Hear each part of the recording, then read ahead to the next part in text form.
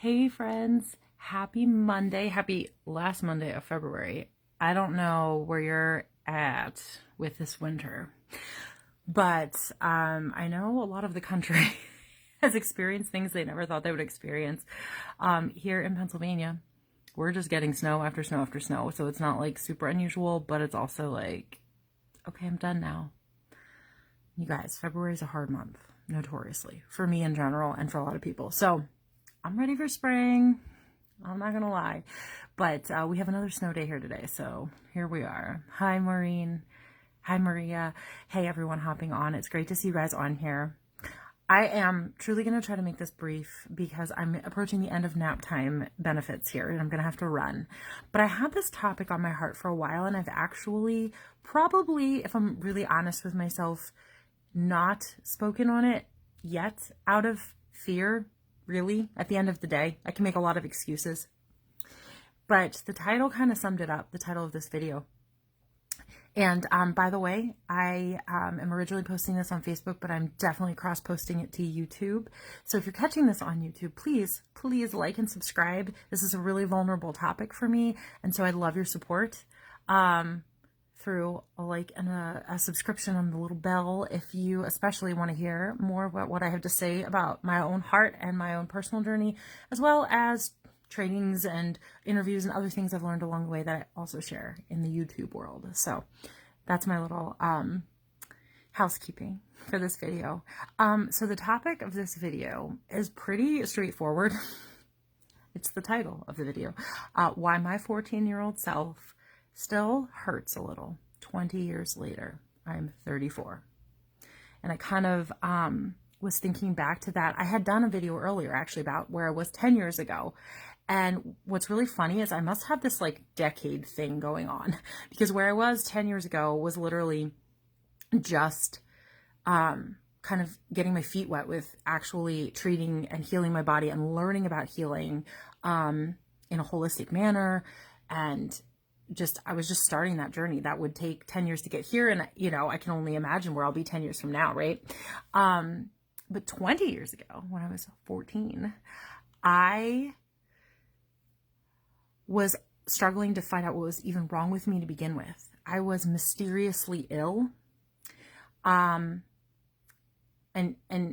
you can read a lot of my story on my blog as well, in case I like miss details, or you know, there are more pieces you want to know about. I'm also happy to talk about it.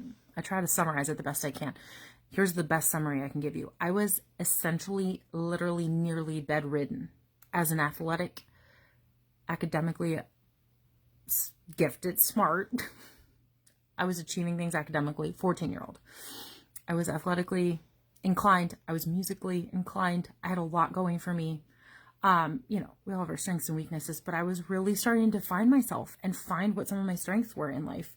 And I was really starting to, you know, even though I was only 14, that's pretty young. I was learning a lot about myself at that age in a really positive way. And I was headed in a really positive direction in my life already at that age. Like I could see my future, what I thought was going to be my future.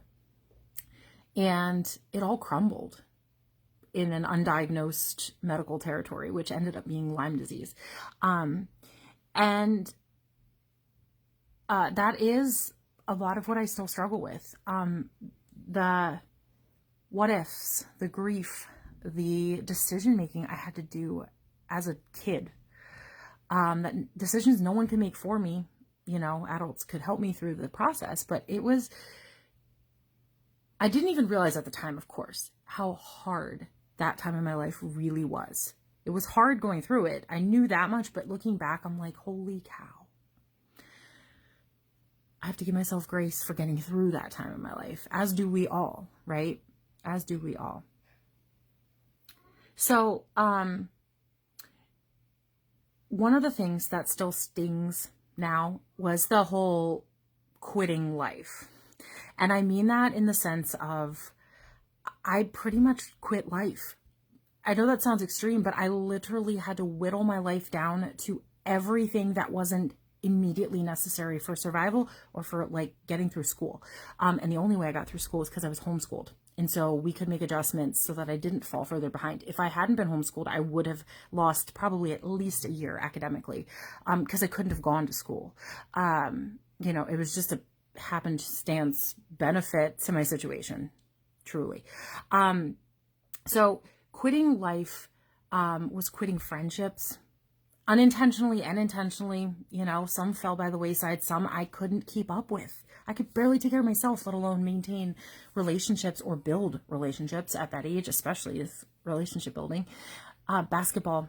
I was headed for a lot of good things that was my main sport at that age. And I was headed for a lot of good things in actually our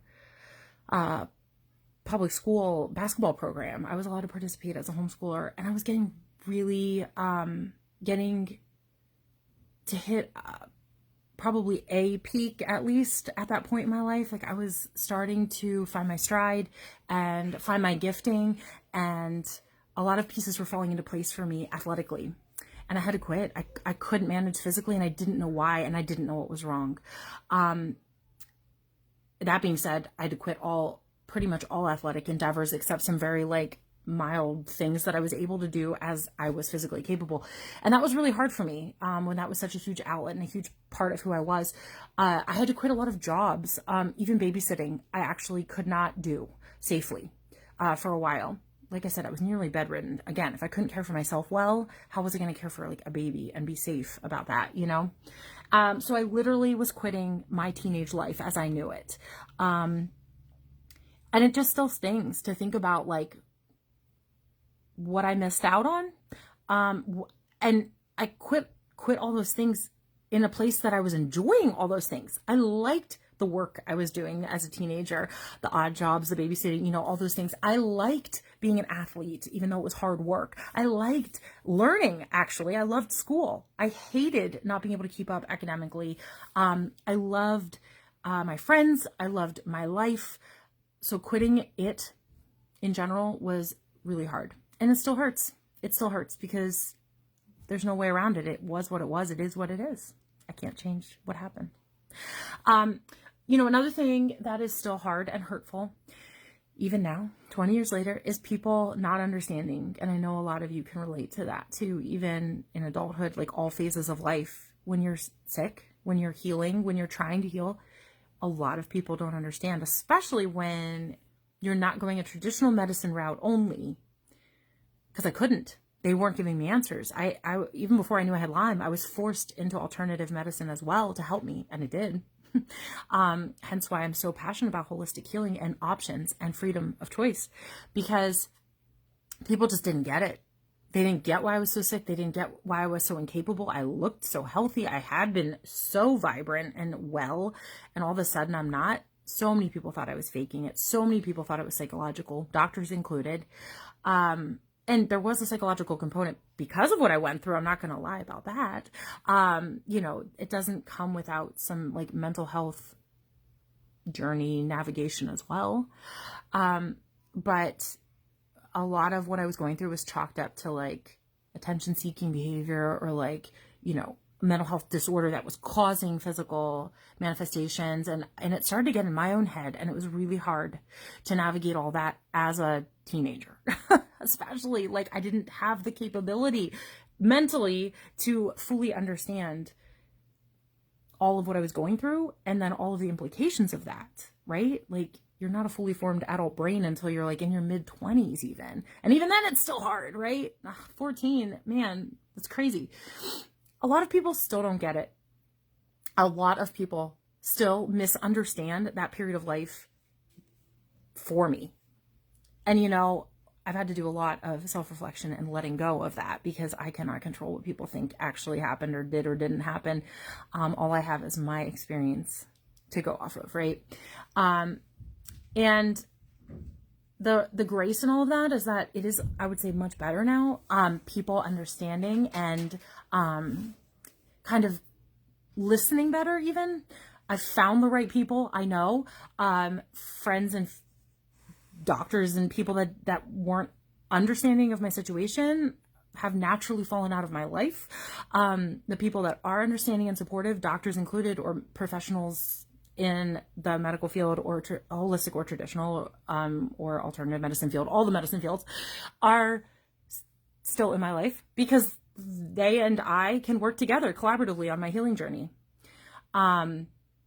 I found my people, so to speak, at this point, for the most part, but it's still not perfect. And there's still that sting of what I lost in relationships from back then. True friends do remain, though. It is true. And many good people still got me through, and that is what I focus on. It takes a village to, they say it takes a village to raise kids. It takes a village to do this, that, or the other thing. It takes a village to get well. It takes a village to heal and be well. And finally, the final thing that really still hurts 20 years later is all the what ifs. They make me sad. I didn't think I would get so emotional about it. I wonder a lot, and I can't help it, about what my life would have looked like, for better or worse, honestly, if none of this had ever happened to me. I can't help it. I'm a thinker, so I think about those things, It's hard for me to just say, oh, well, and not dwell on it sometimes.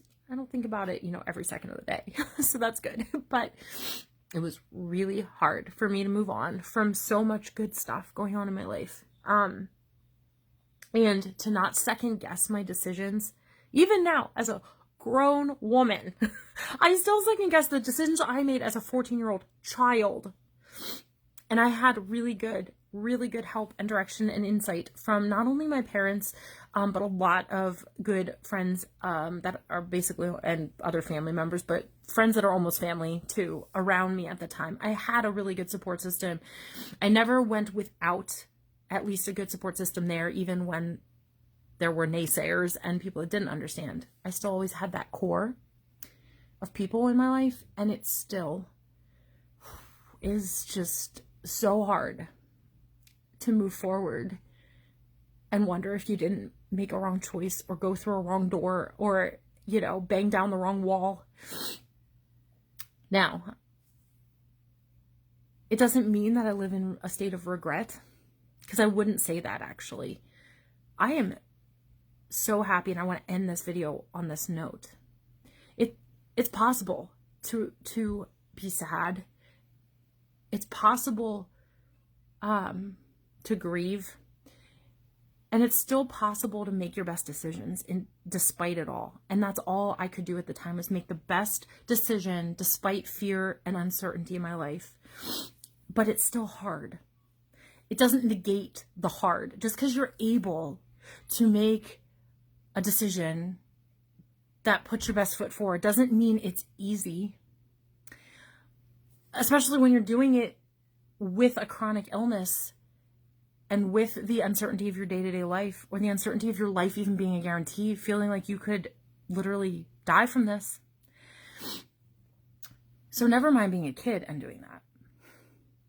Ultimately, the decision rested on me, whether or not I had advice and help from adults and people with wisdom to offer. The decisions fell to me, and I knew that. I knew that when I was 14. I knew the responsibility that only I could shoulder. I knew healing was my choice at the end of the day. And it took me about another 10 years to really find a successful healing journey, but I did it. I had the grace of God to lead me there, and I took the necessary steps to do it. So it's never too late. Do I wish I didn't waste so much time? Yeah, but I didn't know better. I'm glad for the time I got. This is why I fight the concept of living in fear and decisions based in fear. I fight it for other people sometimes, and I have to be very careful about my boundaries with that, because I am just so averse to letting fear lead. I refuse to. It ate up too much of my life for me to let it affect other people or myself or my kids or anyone the same way. It's a battle that I will always fight happily, however hard it may be. Guys, don't underestimate the emotional impact of what people go through when they are sick and undiagnosed and scared, whatever that may look like. Lyme, perhaps in this community, but there's so much else out there that's similar in the emotional journey, right? I still obviously process and work through these aspects of my childhood. And that's why this video was so hard for me to get on and do, even though I love talking about my journey. The hard parts are still hard. I still grieve a life I lost when I was a teenager 20 years ago. I can also still very much rejoice in the life I have and the life I have gained through healing and through fighting for that healing and through walking through that grief. You can grieve and rejoice in the same breath. So, here's to another day. And here's to sharing all the parts of this journey.